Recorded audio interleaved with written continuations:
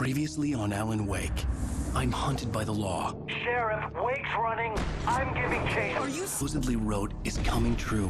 The genre of the story seems to be shifting. It's turning into a horror story. I was told that Alice had been kidnapped, but that was a lie. We don't have his wife. We don't know where she is. Her purported kidnapper was eaten up by the dark presence before it attacked me.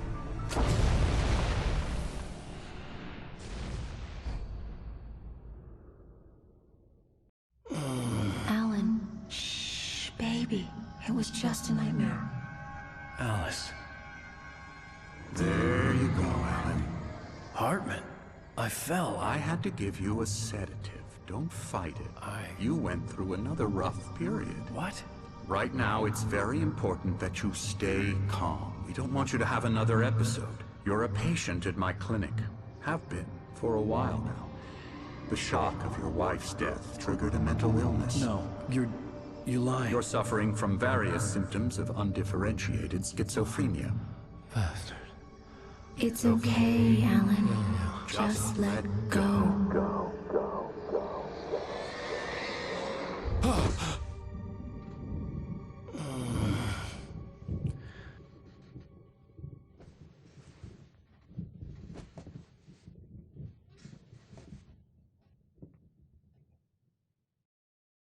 I felt groggy. Whatever Hartman had bumped in me was making me numb. I felt like this was happening to someone else. Someone I was watching on television. I couldn't think. Couldn't focus. The door was locked. I was a prisoner here.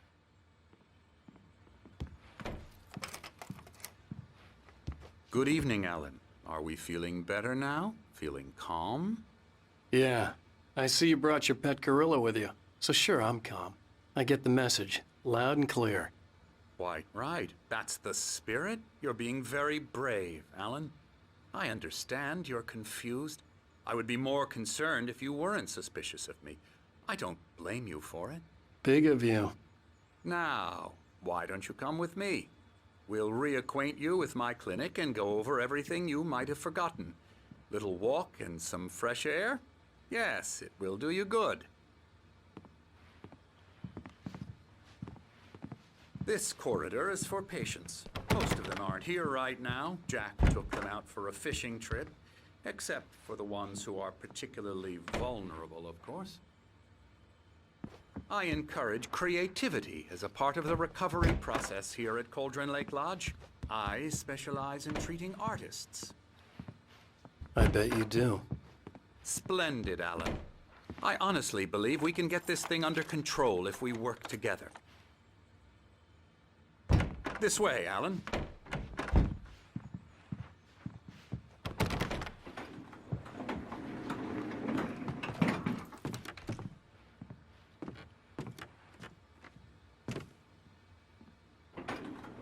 Now, Alan, from past experience with you, I know I need to get right into the heart of the matter as quickly as I can after an episode.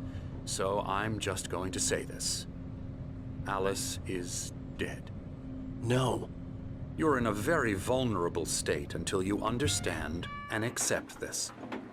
Alice drowned, and you couldn't face that.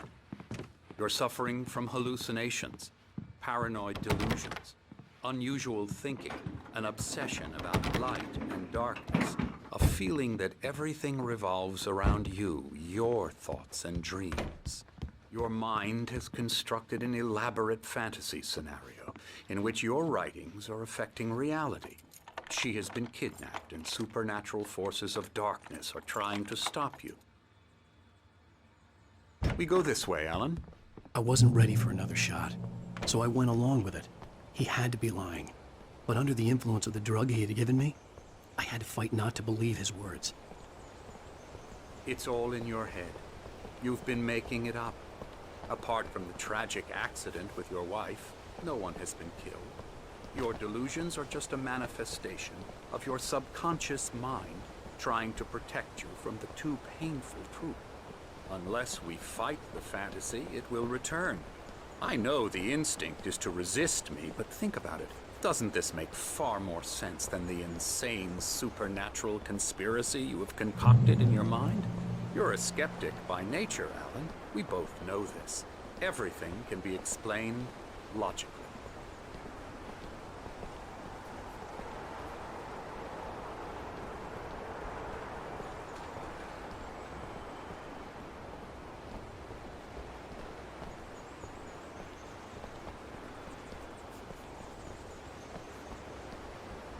I never get tired of this view.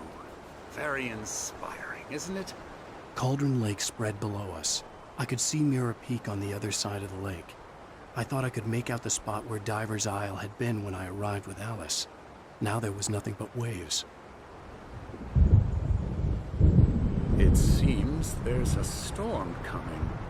Funny, I don't recall there being a mention of that in the weather forecast. Well, no matter. This way. Follow me.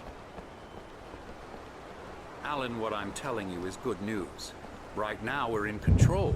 Every time you have a relapse, it gets more and more difficult to resurface from the dark depths of your imagination. Not surprising, considering your profession. Imagination is what you work with. After all your nightmares, this should come as an immense relief to you. If it doesn't, why is that? Because I'm lying? Or because you don't want to admit that you're not well? It's very natural for you to think of me as your enemy. It's part of the illness. I let him talk. After all, Hartman I'm the obviously one loved trying his to own bring you voice. out of the His world words you've echoed constructed madly for inside yourself. my head. But I dug can't my do nails it into by the palms of my myself. hands to stay You need focused. to work with me. Once you accept that, we can begin the journey towards your recovery. Come along. Let's go inside.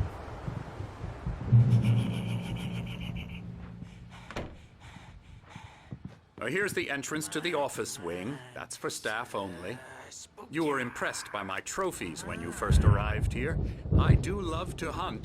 The great outdoors, man versus nature. It's wonderful stuff.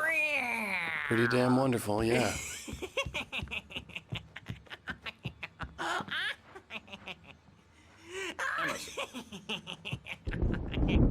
I'm a real bad dream, mister. You should be afraid of me. Don't want to run into me in the night, that's for sure. Please, Emerson. Mr. Now, you might have noticed the typewriter in your room. You've been writing as a part of the therapy. As soon as you feel up to it, you should continue.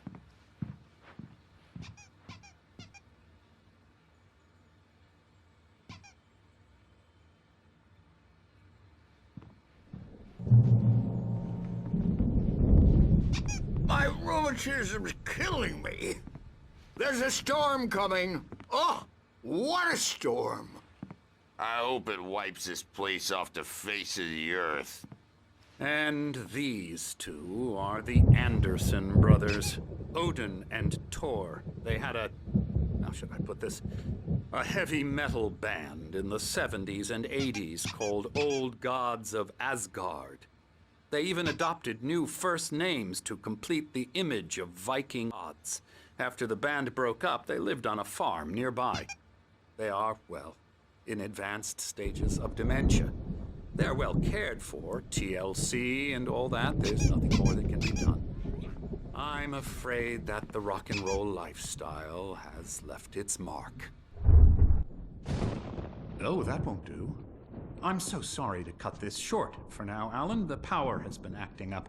I'd better go check on it. We'll continue this soon. Meanwhile, when you feel up to it, return to your room and try to write. It really is for the best. Don't you think? I'd like to bash his head in with a hammer. Oh, he'd love to fish out our secrets, but he has no clue. He's not crazy enough. Not crazy like us, Sonny. Yeah! Being crazy's a requirement, Sonny. Who else could understand the world when it's like this? It takes crazy to know crazy. That's the sanest thing I've heard in a while. Zane! You're all right, Tom. Hey, we like him, don't we, bro? He's got to go to the farm. The Anderson Farm. Valhalla!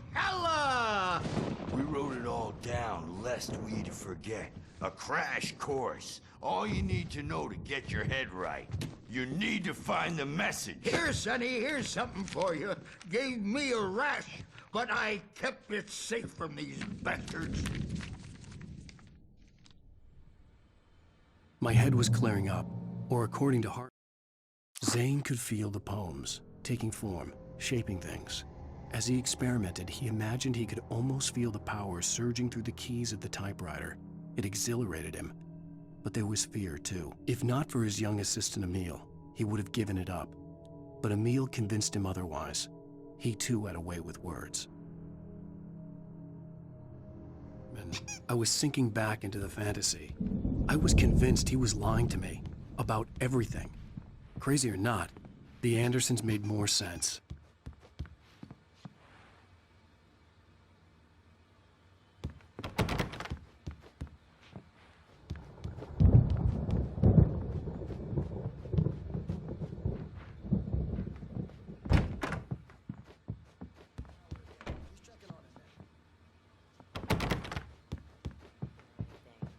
Your room.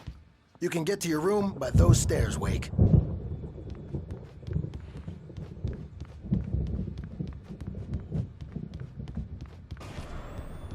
Something's wrong. I'm not myself. It's hard to think that there's a shadow inside my head. I can only focus on writing. Everything else is a blur. I'm trapped in this cabin. Have been for days, but it's always dark outside. My editor is real. I saw her again. She's not human. It's not human. A dark presence is wearing the old woman's face. She was covered in clinging shadows. There's a hole in her chest where her heart should be. I think I've made a horrible mistake.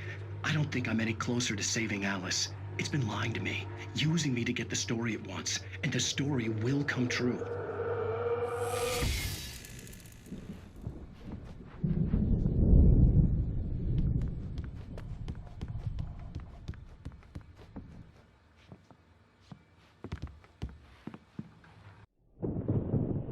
The white glare of the blank page in front of me hurt my eyes.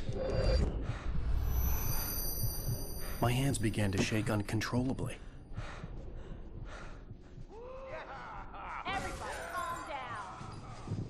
Put that down. Bert, I need help. Hey, Wake, you stay here. I'm gonna go see what's up. You just keep doing what you're doing. Be cool, okay?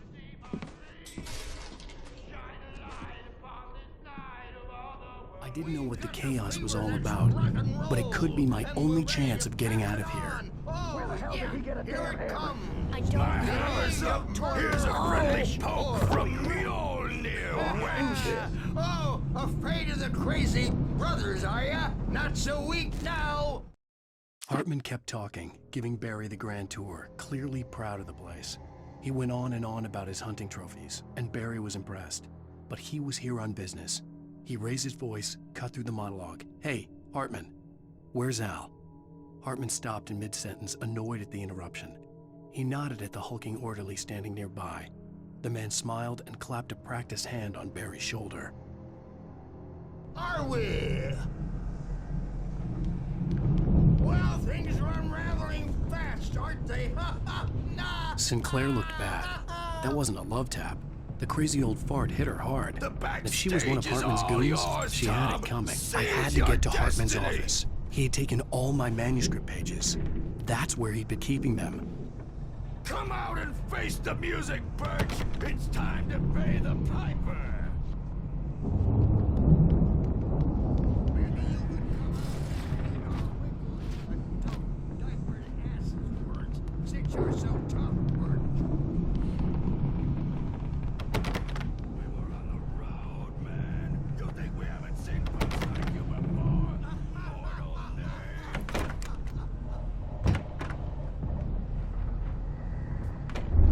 The markings on the tape said they were recordings Hartman had made at the sessions with his patients. I saw Alice's name on one of them. For a moment, I couldn't breathe right. He's so angry all the time. He's getting violent and You mean with you? Hartman wasn't happy. Mott could see it in his eyes. He quickly lowered his own. He had made a mess of it, and he knew it. The shame of failure was hard to bear. He hadn't expected Wake to say he needed more time, and he blurted out 2 days, less than Wake had asked for to show him who was in charge. But that wasn't part of Hartman's plan. No, not with me. No, never. Sometimes I almost wish Alan would take a swing at me. The photo on the wall caught my attention. In it, the clinic staff was standing outside the lodge. I knew the man next to Hartman. He was the kidnapper. Hartman had been playing me all along. Barry? Al, about time! Barry, man, am I glad to see you. We need to get to Hartman's office. It's right next door. You okay? Yeah. I mean, no! The cops found...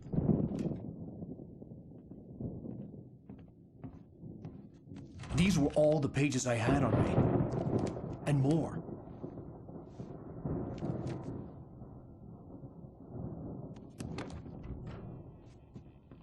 Alan, please. You're sliding back into the... Tell me one more lie and I'll shoot you in the face. Ah, well, it was worth a shot. Really, Wake, come on. Let's work together on this. You have no idea... Hartman, shut up! Barry, get out of here. I'll catch up with you. Get a car. Oh, Al, let's just... Go! Wake, listen to me. This is a mistake. Don't you see? Together we can create something absolutely wonderful. With your ability and mine.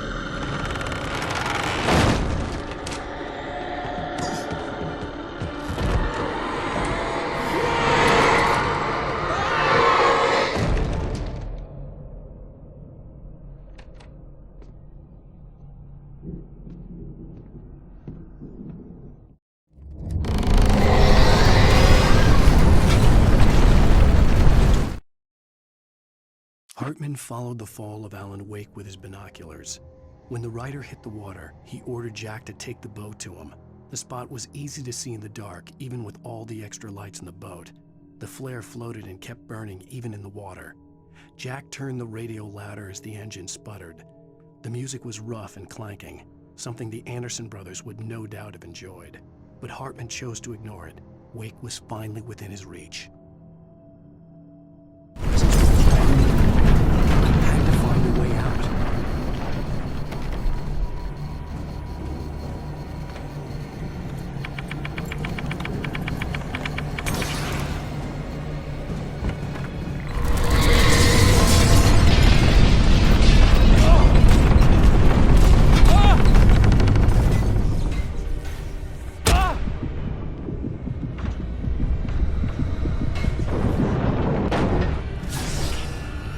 Light to get the possessed bookshelves out of my way.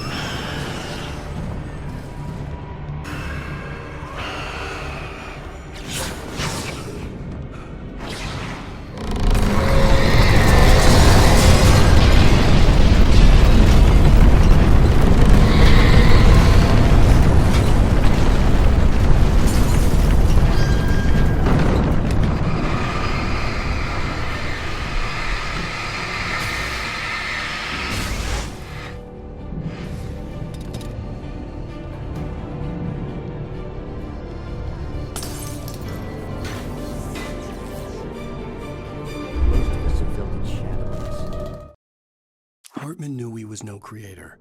He had no ambitions on that front. And he certainly didn't want to end up like every artist he had worked with here, damaged in ways that were hard to describe, or worse. It was enough for Hartman to maintain creative control and provide direction, to be a producer. That was what most of these people were in need of anyway. Of course, suitable subjects were few and far in between. A shiver down your back. It's your quarter of the eye.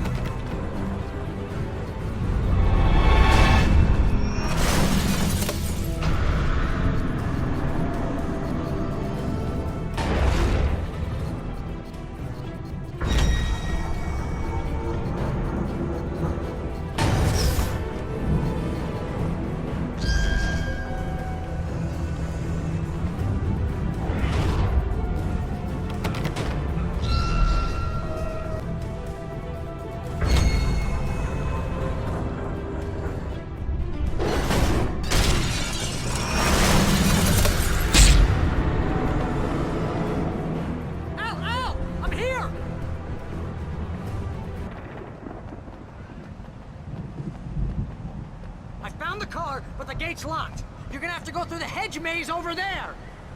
Barry, I don't have a light. Take this, Al.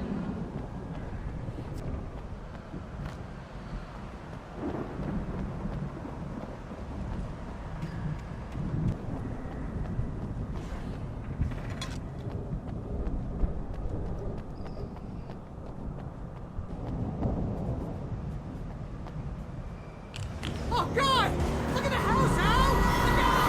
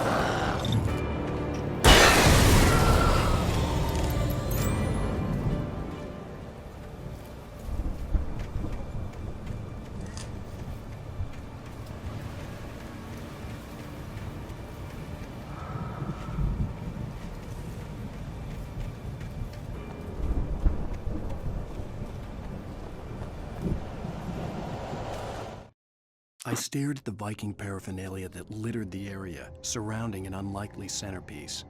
A full-size stage complete with an impressive sound system with all the trimmings, including a dragon. It took a special kind of crazy to build something like this in a remote field. When the sky split open with a deafening boom and the music started blasting, it felt strangely appropriate.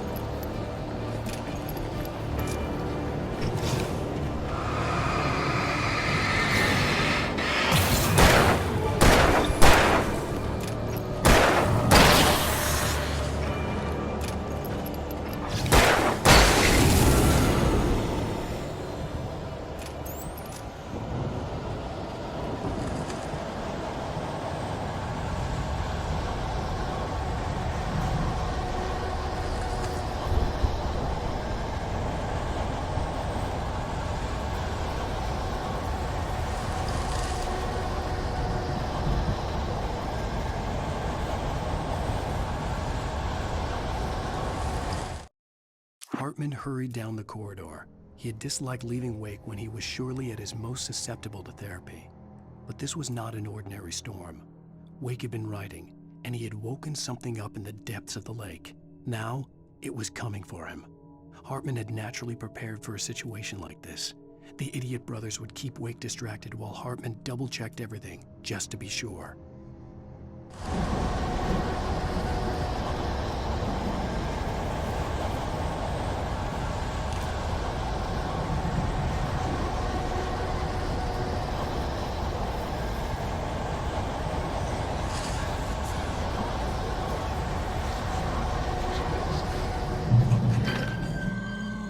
Channel, we'll turn it off. We don't want any fighting.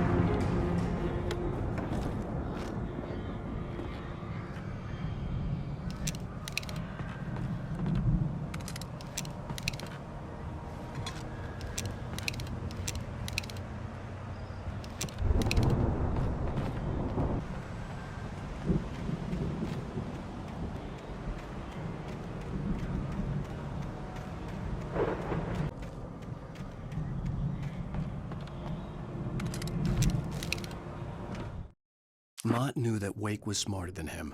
Wake had more money, a beautiful wife, everything. And Hartman said Wake was important. That made him better than Mott. But Mott was calling the shots now. He'd expected Wake to whimper and grovel, but instead, he seemed willing to fight. Mott knew he'd gotten under Wake's skin. If only Mott actually had his wife. The thought made him shiver.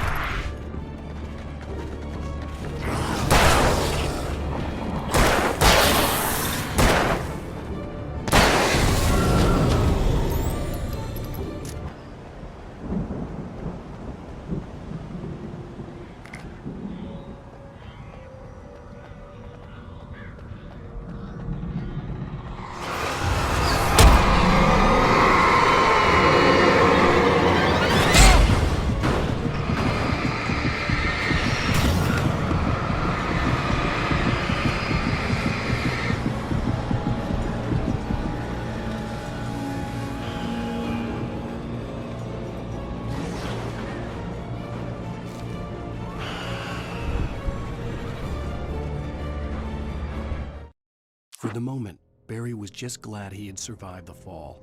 He had been separated from Al, and there was no easy way to climb back up. He told himself he'd be okay in the gloomy forest at night. He would just have to wait for a while for Al to find his way down. Barry turned when he heard the heavy footsteps and saw the movement. The man-shaped shadow lunged at him from the bushes, an axe held high. Barry screamed and threw up his hand. The world exploded.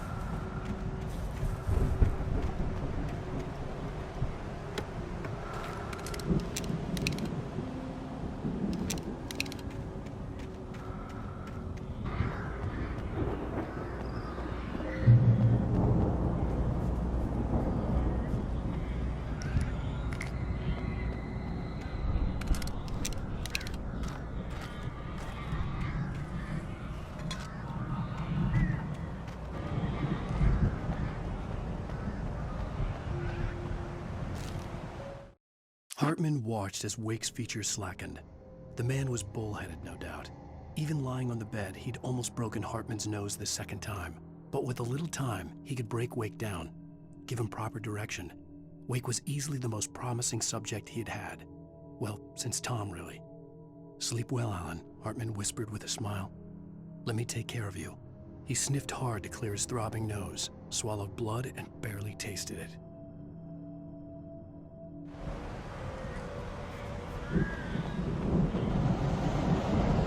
Al! You're alive! Let's get out of here. Can you open this gate? Maybe. Barry! Well, I slammed it shut when the nasty showed up, and the key fits kinda loose in the lock, so,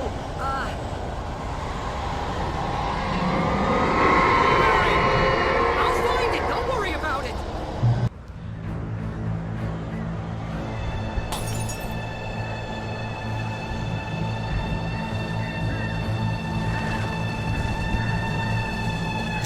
Hurry up, Barry! Come on!